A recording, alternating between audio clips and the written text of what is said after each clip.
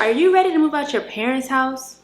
Are you tired of your mom asking you who you on the phone with at 12 o'clock at night? It's time to go.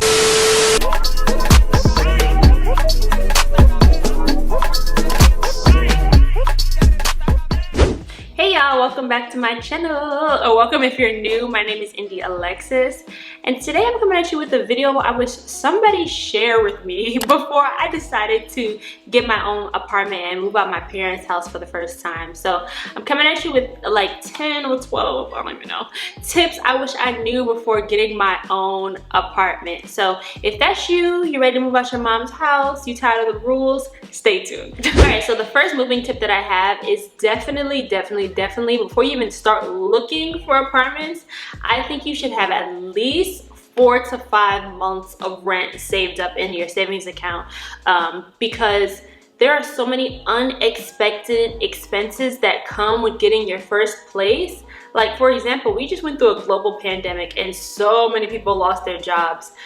Your apartment complex is not going to care that you don't have a job to pay your rent. So you're most definitely going to have at least 4 to 6 months of rent saved up, because you never know when something's going to hit the fan. So that's just my advice.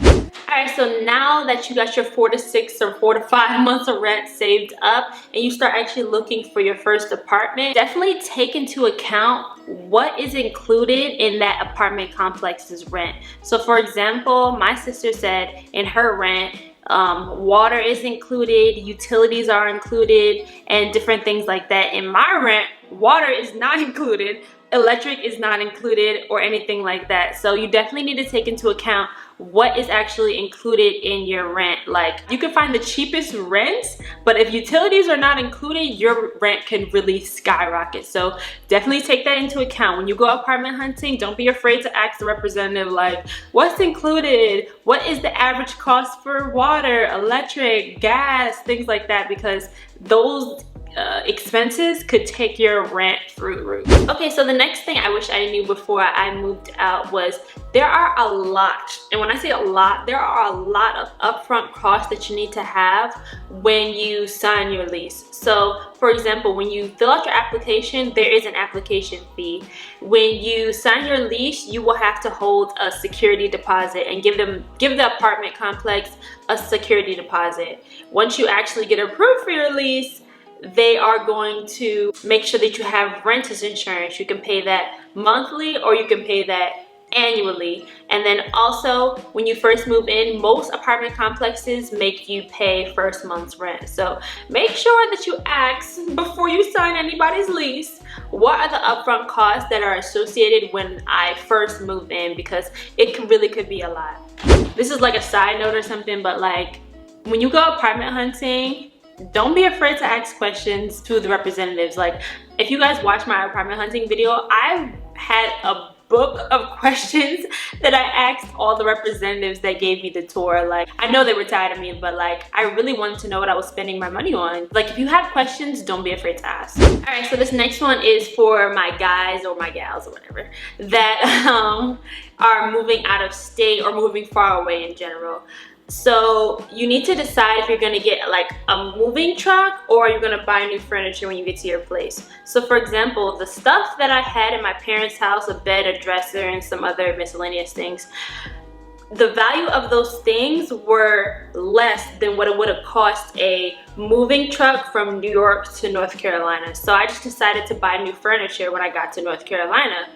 But if the value of the stuff that you have in your apartment exceeds that of what it would have cost to transfer it, you should just transfer it. So you definitely need to take into account, like, am I going to bring my new stuff to my apartment, or am I going to just buy new stuff when I get there? What makes more sense for you? What's more cost efficient? Because at the end of the day, like, everything is going to cost a lot of money, but you want to save money where you can. Okay, so now that you got your apartment and everything like that, and you know where you want to live, at least like 3 to 5 weeks before you move in, you probably should order your furniture in advance, because a lot of these things take time to come, especially couches. And I'm just learning that now. Like, it takes a long time for a couch to come. So make sure you order those things in advance, unless you get it from like Wayfair or like Amazon or something like that. But if you want like a quality couch, I'm not gonna say Wayfair don't have quality couches, but I've had my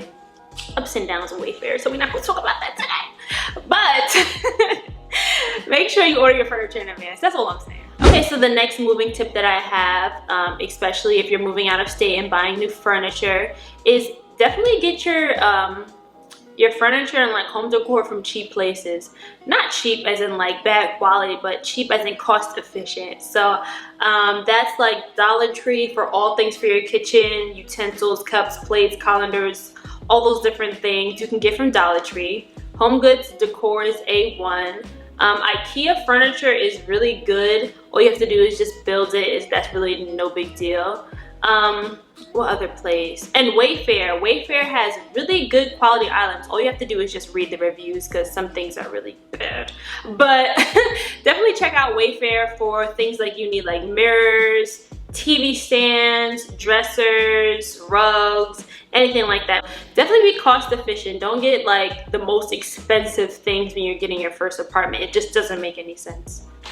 Okay, so my next tip for those looking to move out is thoroughly read your lease before you sign it. Like, so for example, if you're looking to break your lease for whatever reason, there are reasons listed in your lease as to why you could break your lease if you wanted to. But some apartments don't let you break your lease, and that's listed in the lease. So make sure you thoroughly read the lease before you sign it. Like, it's essentially like terms and conditions of living in this apartment complex. If anything was to happen, it's listed here. It's basically like a contract, and you wouldn't sign any contract before you actually read it. Well, some people. It depends on what it is. All right, so we got 2 more tips. So the next tip is don't be afraid to negotiate. So for example, my sister told me that she negotiated pet rent for her apartment because there were no amenities for her dog. Like, there was no dog playground, there was no like little pooper scooper bags or whatever for her dog. So why is she paying pet rent when there's nothing provided for her dog? So I just say all that to say, don't be afraid to negotiate anything that is like a little miscellaneous charge for anything. Like, the worst that they could say is no, so don't be afraid to ask. All right, and the last tip that I have is don't be afraid to ask the representative that's giving you a tour, like, how accessible they are. So for example, if there's an emergency that comes up in the middle of the night, my maintenance is on call 24/7. Like, if there was to be like a flood or like, I don't know, a mouse or something, I don't know, anything. But like, you want to make sure that your landlord or like maintenance or like the office staff is accessible when you need them, because you don't own the place. You can't really just call your own people to fix it, you know what I mean? So make sure that they are accessible if like an emergency happens, something hits the fan. Like, if you can't call your landlord or something like that when you need them, that's not a place that you want to live. So just make sure that the office staff and maintenance is accessible to you and they communicate really well. You need to have a relationship with them, for real, for real. All right, so that wraps up this video for today. I hope these tips really did help you.